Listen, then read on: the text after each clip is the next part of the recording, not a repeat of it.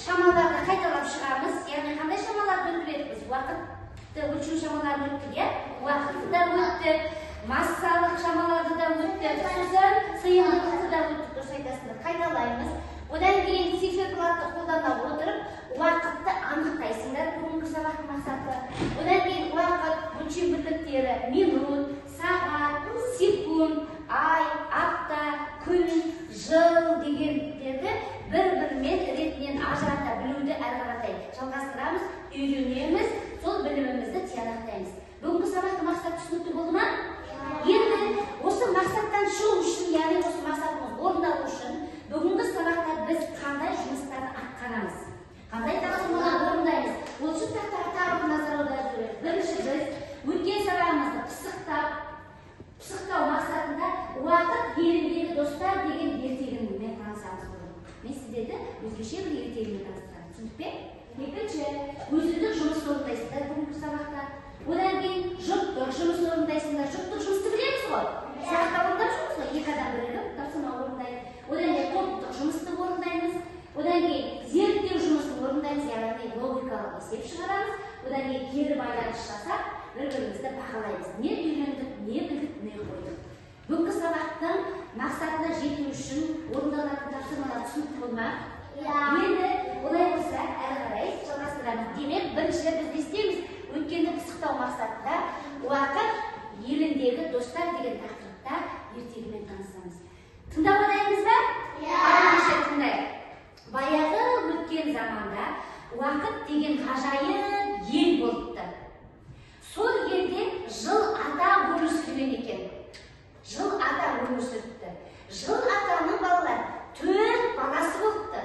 Оның бірі қыз бала, қалғаны ұл бала. Жыл атаның 4 баласының біреуінің есімі қыз, біреуінің есімі күз, біреуінің есімі жаз, біреуінің есімі көктем екен. Демек, бұл жерде нені ұғындық? Бір жылда неше жыл мезгілі бар екенін ұғындық, иә балалар? Қандай мезгіл екен жыл атаның балалары? Қандай екен? Қыс, сосын күз, сосын көктем, жарайсыңдар. Бұл жыл атаның балалары бірінен кейін бірі жер бетіне келіп, кезектесіп, табиғатты түрлі өзгеріске ұшыратады екен. Жыл атаның тағы осы 4 баласынан дүниеге келген 12 немересі болыпты. Қалай деп ойлайсыңдар? 12 немересі. Айлар екен, дұрыс айтасыңдар. Демек, бір жылда неше ай болады екен? 12 ай болады екен. Әр ай өз уақытымен келіп, 30 немесе 31 күн қонақ болады екен. Білеміз ғой, біз балалар, бір айда неше күн болады? 12 бір айда неше күн болады еді? Яғни айлар кезектесіп отырады екен. Ал әрбір айдың 30 күн деген балалар болыпты. Күндер бірінен соң бірі өтіп, уақыт алға қарай жылжи береді екен. Бір күні кішкентай бала уақыт еліндегі достар деген ғажайып елге келіпті. Сол жерде ол жыл атаға кездесіп қалыпты. Көрдіңіздер ме? Жыл атаға кездесіп қалды. Жыл атамен әңгімелескен екен. Сонда жыл ата былай депті: біз бұл елде уақытқа бағынамыз. Уақытты сағатпен, минутпен, секундпен, күнмен, аймен, тәулікпен, жылмен, ғасырмен есептейміз депті. Ал мендегі сағаттың 2 түрі бар. Бір ұзын түрі, оны біз қызылмен белгілейміз, ол минутты білдіреді дейді. Ал қысқа түрі көкпен белгілейміз, ол сағатты білдіреді деген екен. Ай балам, сен білесің бе? Бір сағатта неше минут бар депті? 60 минут бар депті. Жарайсыңдар, сіздер де жақсы біліп отырсыздар. Сөйтіп, ғажайыптар еліндегі балаға жыл ата сағат туралы, уақыт өлшем бірліктері туралы қысқаша мәлімет беріпті. Және әрі қарай мынадай түсініктер беріпті.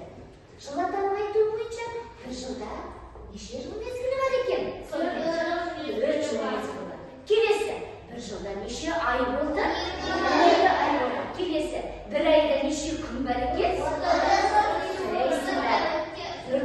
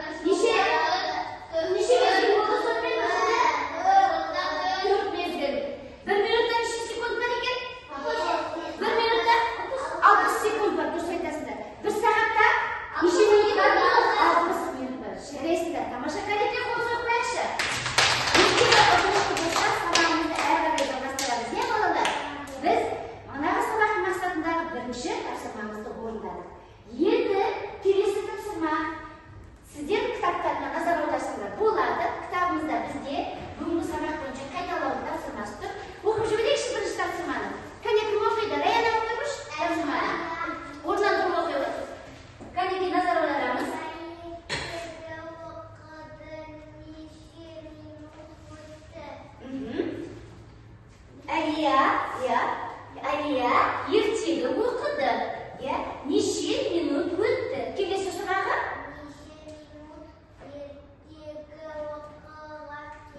Неше минут ертегі оқыған екен? Қандай бала? Әлия ертегілер ертең келгеннен кейін өзі ертегі оқып отыр, солай ма? Неше минут? Қай уақытта ертегіні бастады? Нешеде бастады? Сағат неше минут кеткені бастады? 4-те неше минут кетті? Жоқ. 4-те неше минут кетті? Зарина жауап берші. Әлия неше минут? Сағат нешеде бастады? Ертегі 4-те? Айта ғой. 4-те? Неше минут кеткені бастады? 20 минут кеткені бастады. Енді неше минут өткенше оқыды? 8. Жоқ. Неше минут? Яғни нешеге? 5-ке 20 қалғанда ол аяқтады. Демек, ол неше минут оқыды? Санайық минуттарымызды. Неше минут ертегі оқыды? 5 қосамыз. 10, 15, 20. Неше минут ертегі оқыған екен? Дұрыс айтасыздар. Сонда Әлия ертегіні 4-тен 20 минут кеткенде бастады оқып, 5-ке 20 қалғанда аяқтады. Көріп отырсыңдар ма? Яғни неше минут өтті? 20 минут өтті. Неше минут ертегі оқыған екен Әлия? 20 минут ертегі оқыды. Енді кітаптағы екінші тапсырманы қарап жіберіңдер. Кітаптағы екінші тапсырма. Есепті шығар. Зарина оқып жүреді. Оқиды, бұтыр оқи бер. Астындағы күні кей қыз ертегісі оқыды. Оған арналған суретті 20 минут салды. Сырым, аққу, ханшайым ертегісін оқып суретін 30 минутта салды. Кім сурет салуға көп уақыт жұмсады? Қанша уақыт? Кім артық жұмсады? Жақсы, енді есепке назар аударайық. Мәтін есебіміз бір оқып шықты, балалар. Кітаптарға қарап жүріңіздерші. Мәтін есеп бойынша сіздерге ақпарат көрсетіп қойдым. Әлия, бұл жерде қазір сіздер өзіндік жұмысын орындайсыңдар, әркім өз бетімен есеп шығарады, шартын құрып. Бірінші, Әлия қандай ертегі оқыпты? Қандай ертегі оқыды? Күн. Айтамыз, жауап береміз. Қандай ертегі оқыды? Күн астындағы күнікей қыз деген ертегіні оқып, оның суретін салған. Неше минутта? 20 минутта. Тағы кім ертегі оқыды? Аққу ханшайымды оқыған кім? Кітаптарды қараңдар. Кім оқыды? Сырым қандай ертегі оқыпты? Аққу ханшайым ертегіні оқыды және оның суретін салды. О неше минутта? 30 минутта. Енді сіздерден мені сұрапты. Бізге Әлияның неше минутта оқып салған уақыты белгілі ма? Белгілі. Сырымдікі белгілі ма? Белгілі. Енді нені сұрайды бізден? Кімдікі қанша артық? Кімдікі артық? Сырым артық оқыды ма? Қанша минут артық болды сырымдікі? 10 минут артық болды. Кімдікі қанша кем болыпты? Әлияда? Неше минут кем? 10 минут кем. Дұрыс айтасыңдар. Енді олай болатын болса, біз бұл есептің шешуін қалай таптық? Қандай ма? 30 жауап бере ғой, қалай таптық? Айбар? 30 дұрыс айтасыңдар. Яғни 30-дан 20-ны азайтып 10-ды таптық. Сонда сырым 10 минут артық уақыт жұмсады. Түсіндіңдер ма? Ал Әлиянікінің 10 минуты кем. Түсіндік қой? Енді шартын жаза қойыңдар. Бір тек номерін саламыз. Кәлекей, есептің шартын өз бетімізде орындаймыз, себебі өзіндік жұмыс. Шартында. Не белгілі? Не белгілі? Қалай жазамыз? Кім деп жазамыз? Сырым? Неше минут? Кәлекей жаза қойыңдар. Нешінші есеп бізде? Бірінші есеп. Сырым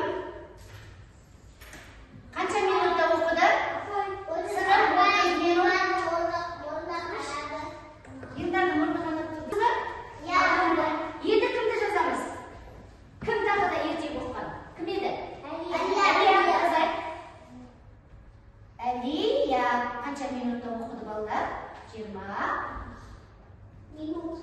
Dұрыс айтасыңдар. Енді кімнің қанша артық оқығанын табамыз. Өз бетімізбен шешуін тауып, жауабын жазайық. Шешуі.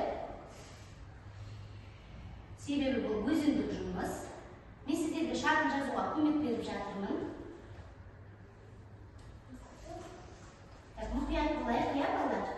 Ал, шешуін жақсы шығарамыз. Қандай амалмен табамыз деді?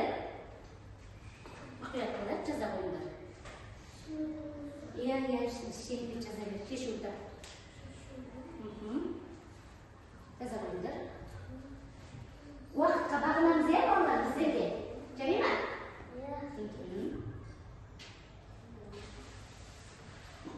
Әдемі, көркем жазайық. Есептің шешуін табыңдар, жауабын жазыңдар.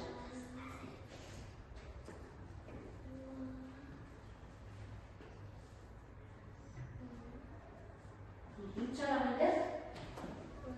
Жауабы. Сырым неше минут артық оқыды? Жазамыз. Жауабын, иә? Сырым 10 минут артық оқыды. Жазамыңдар. Мұқият болайық, көркем жазайық. Басын көтеріп. Тездете қойыңдар.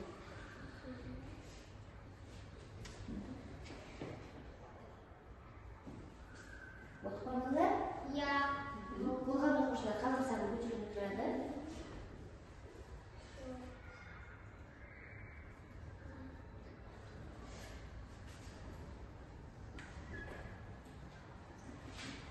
Болған оқушы қаламсағын көтеріп отырады. Қамытжан бола ғой. Шешуін тап шеш. Шешуін тап шеш. Таза.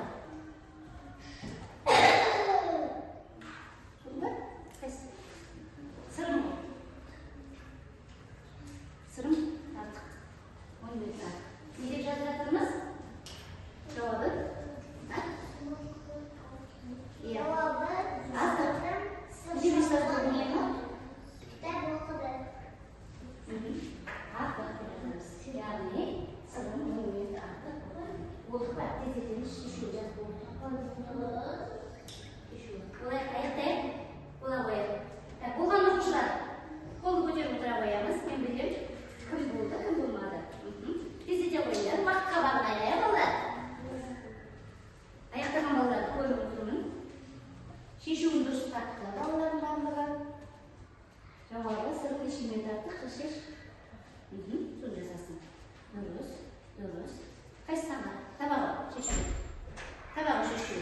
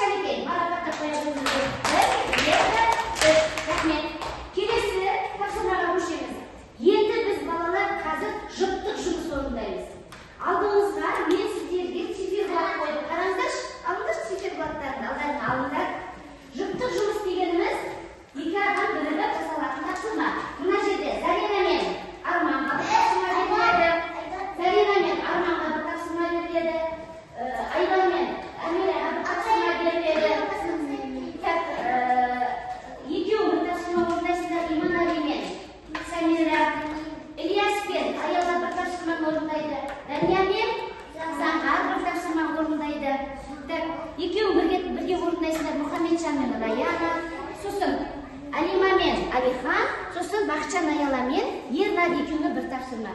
Біздің алдымызда балдар цифрлар берген, солай ма? Енді қазір мен сіздерге әрбір жұпқа бір тапсырманы беремін. Оқып аламыз да берген тапсырманы бойынша уақытты цифрларға белгілейміз. Минутты қандай түспен белгілейтін едік балдар? Минутты қандай түспен белгілейміз? Қызыл түспен белгілейміз, иә? Ал сағатты қандай түспен белгілейміз? Көк. Әркім өзінің тапсырмасын орындайды. Мынау екеуінің тапсырмаларын оқыңдар, белгілеңдер. Цифрларға белгілеңдер. Қызыл көк неңді ала ғой. Кел. Екеуің мынадан оқып алыңдар, жақында оқып алыңдар, белгілеңдер мынаны.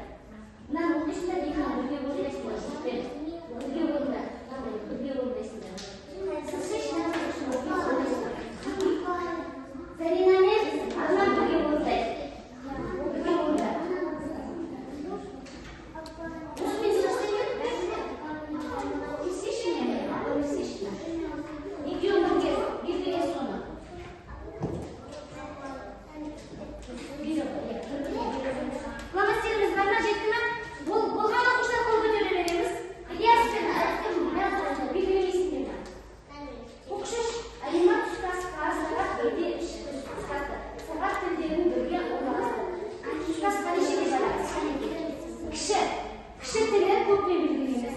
Ұзын тілін немен белгілейміз? Кіші тілін немен белгілейміз? Қызылмен бе? Кіші тілі? Көкпен кіші тілін белгілейміз. Көкпен белгілейміз. Қайда? Кіші тілі.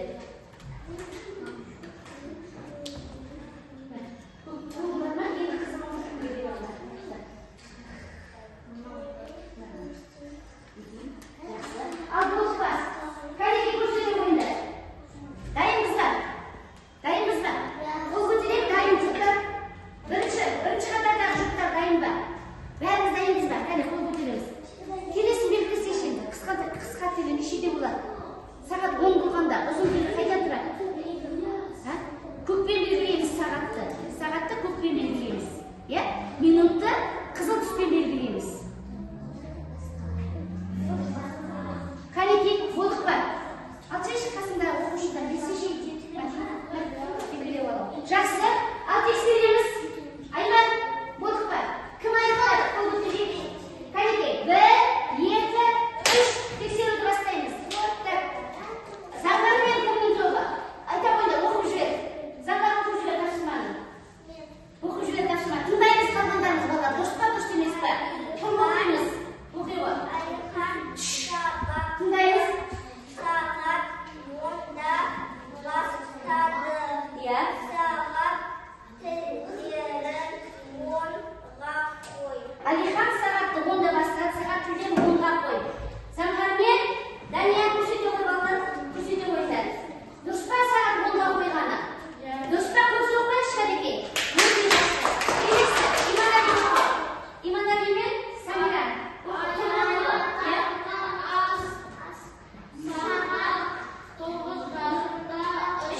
Қане, 9-жарым қойдық па, көрсете қоймаған. 9-жарым қалай болады? 9-жарым ба балалар? Балалар, қараңыздаршы, 9-жарым ба мынау? Жоқ. 9-жарым қалай болады? Мен көмектесіп жіберейін.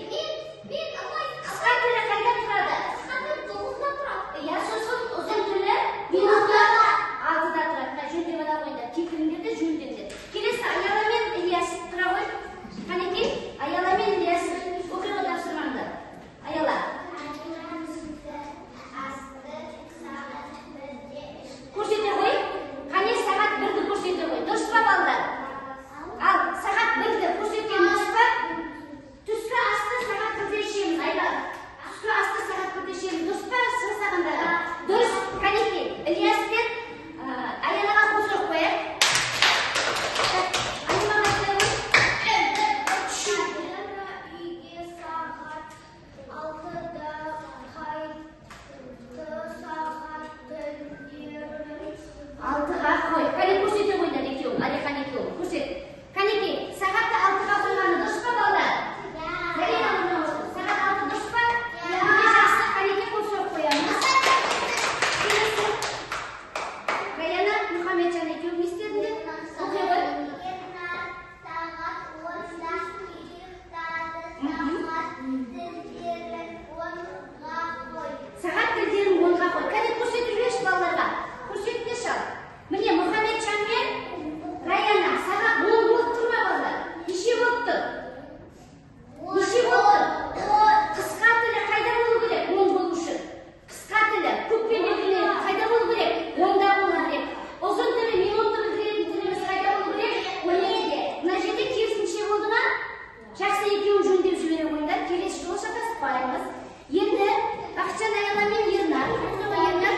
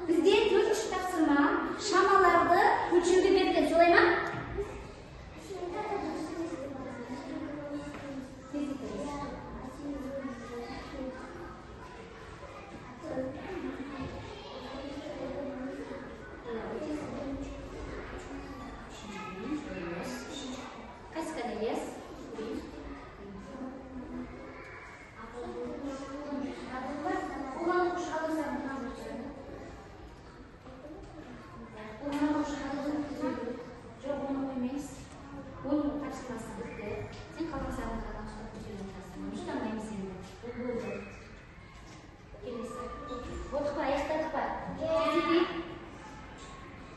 Bo'lay.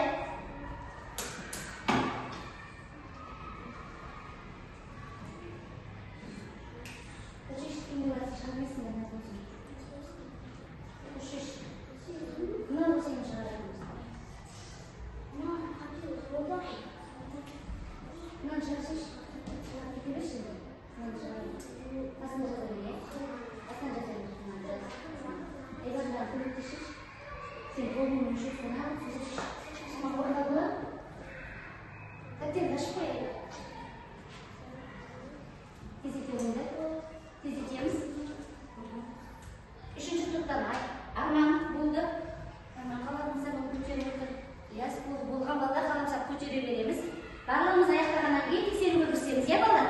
Тездетейік.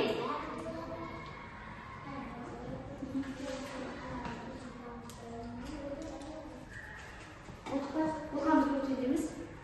Ернар мен Аялар қалды бірінші топта.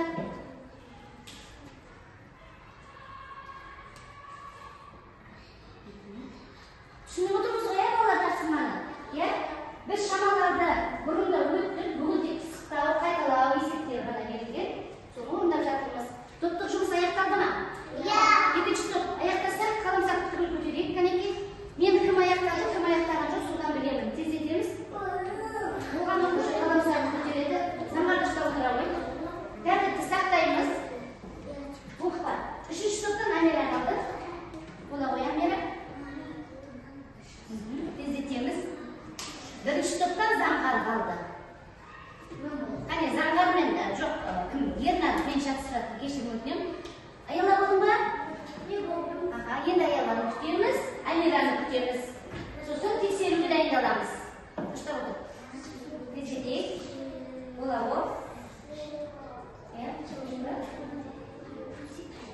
Дұрыс айтасың. 80.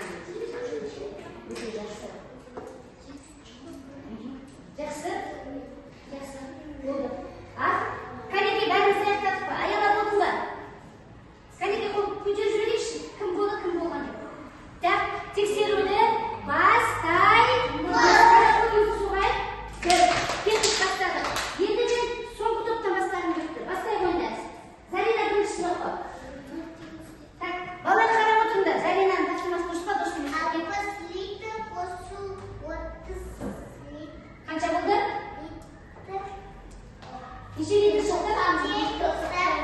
Сендер тыныш отырыңдар, сендер жауап бермейсіңдер. Дұрыс па, балалар? Жақсы, келесі Айдар оқиды. Келесі Айдар оқиды. Орнатылып оқы.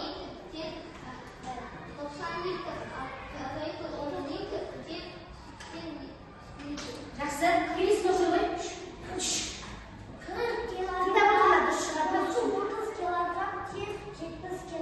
Өте жақсы, отыра ғой. Келесі оқи ғой. Оқи ғой, тұра ғой. Мынаны оқы. Алдынан орнына оқы сен. 90 килограмм.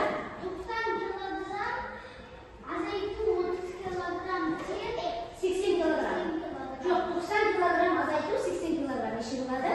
Одан 80 килограмм азайтсақ? 10 килограмм. Неше? 10 килограмм. Жөнде бала ғой. Келесі, енді бірінші топтан. Сен бастай ғой, Алима. Дұрысталамыз. Тыңдап отырамыз, тексеріп отырамыз. 30 сағат қосу 7 сағат тең, 10 сағат дұрыс па? 10 сағат, 10 ба? 10 сағат жақсы, 10 сағат дұрыс па? Өте жақсы. Кәнекей, келесін оқи қойыр Аяна. Орнымызда тұрып оқимыз. Тез.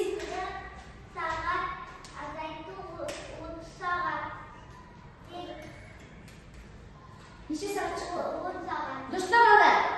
Дұрыс па балалар? Дұрыс па балалар? Жауап беріп отырамыз, өте жақсы отыра ғой. Так, Алихан оқи ғой сен, келесін. Алихан оқы. Келесін оқи ғой, үшіншісі. 60 минут.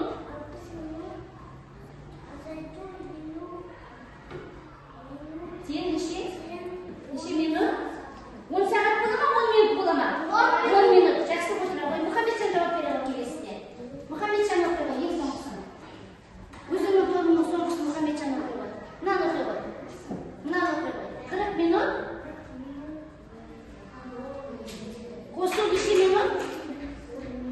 Nechta bo'ladi?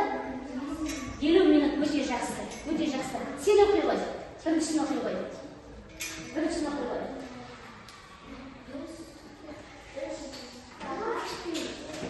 Qo'shuvchisi 8, 9 soat. O'ta yaxshi. Ikkinchisini o'qiy qo'y. Ikkinchisini o'qiy qo'y. Tak, ikkinchi stop. Yaxshi. Ikkinchi stop. Daniya bosar qo'y. Daniya bosar.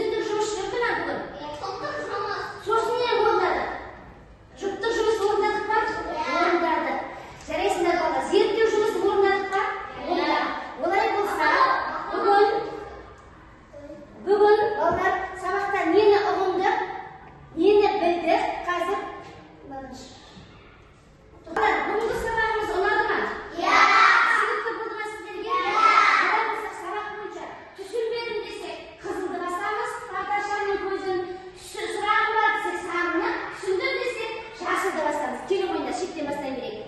Tezletamiz. Asılına?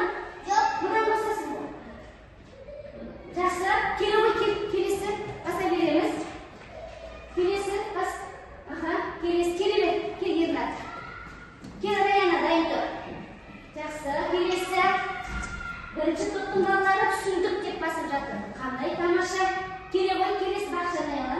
Tushundingmi? Buni hisob